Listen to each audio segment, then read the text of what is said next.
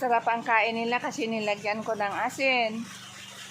Yun pala ang style para kumain sila. Lagyan mo ng asin. Yusikan mo ng tubig na may asin. Ayan, kain sila ng kain, no? So, kanina hindi nila pinapansin yan kasi siguro walang lasa. Ayan. Napaka-arte. Ayan, ngayon puntahan ko itong isa. Kasi iyak ng iyak. Punta natin.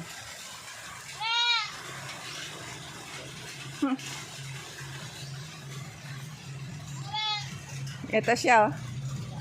Ayan, oh. Ayan, oh.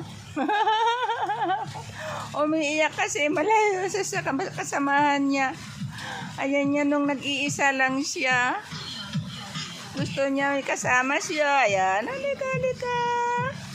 Halika. Kaya. Kaya. Okay, bye-bye guys.